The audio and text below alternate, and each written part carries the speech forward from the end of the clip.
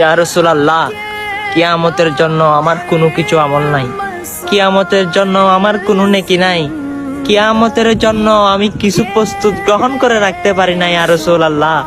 কিন্তু আমি আপনি নবীকে যদি হাসরের ময়দানে দেখি, দাঁড়িয়ে বলবো লাব্বাইক ইয়া রাসূলুল্লাহ। দুনিয়ায় কিছু পেরেছি বা না পেরেছি, আপনি রসুলকে মন প্রাণ দিয়ে ভালোবেসেছি ইয়া রাসূলুল্লাহ। সেই দিন আপনি আমাদেরকে নারাজ করবেন না, আপনার পিছনে পিছনে হাত ধরে জান্নাতুল ফেরদৌসে নিয়ে যাইবেন।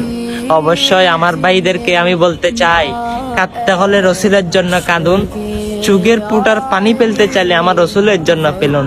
ইনশাল্লাহ দেখবেন এই পানি কঠিন হাসরের জনসুখ হয়ে আপনাকে জান্নাতের মধ্যে ঢুকিয়ে দিবে। আমার রসুলের প্রেমে মুগ্ধ হন, আমার রসুলের প্রেমে পড়ুন। ইনশাল্লাহ এই প্রেম কোনোদিন বিতাই যাবে না, এই প্রেম পূর্ণতাই পাবে। আর আমার প্রিয় নবীজিকে মন প্রাণ থেকে দিল থেকে বেশি ভালোবাসতে হবে।